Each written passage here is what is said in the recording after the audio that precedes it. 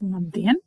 Šodien ņemsim palīgā mākslīgo intelektu un piedāvāju apgūt gleznošanu, kurā mēs izvēlēsimies, ko mēs gribam un kādā stilā.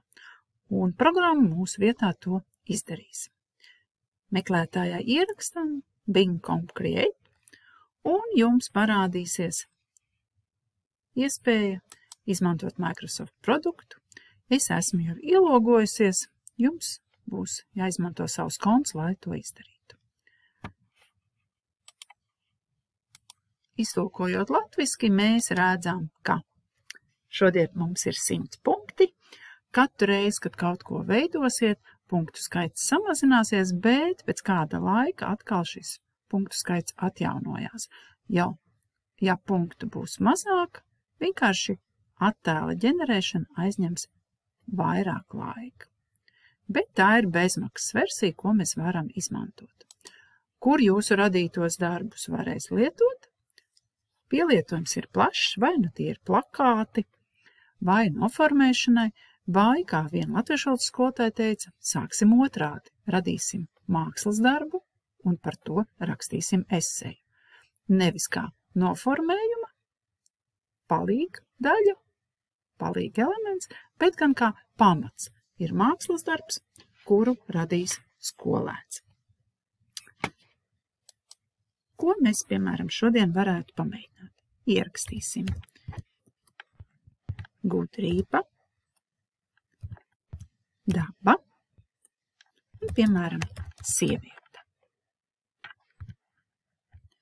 Kādā stilā? Paņemsim kubismas.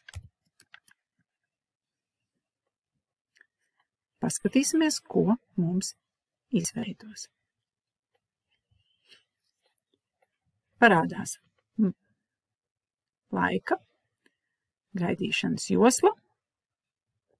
Malā labajā mēs redzam jau iepriekš radītos darbus. Tātad jūs iegūstat 4 dažādus darbus, jūs varat ņemt katru atsevišķi un to vai nu šērot, vai iegūt sev, vai radīt atkal kaut ko citu. Piemēram, šoreiz tie ir diezgan līdzīgi, bet, ja paskatās, piemēram, citreiz radītos darbus, šeit arī, piemēram, bija ķīmiķis un Latvija kubismas stilā, piemēram, šeit man bija seriāli kaķis ar puķi,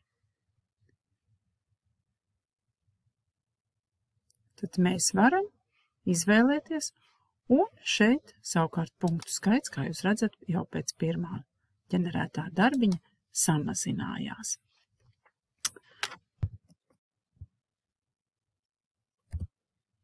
Zinību diena un, piemēram, manierisma stilā.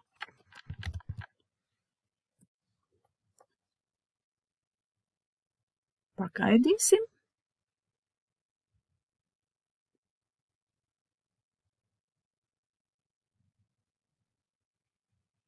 Lūk. Vai mēs tādus izvēlamies? Tā jau ir mūsu izvēle. Kādreiz var tekstus, kas parādās aizmugurē, aizstāt, ieliekot, piemēram, arī kādu citu, arī tādu iespēju esmu izmantojusi.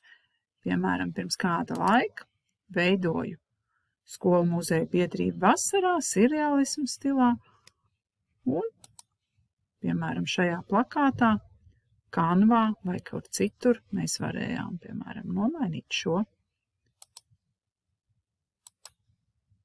nosaukumu. Pamēģiniet!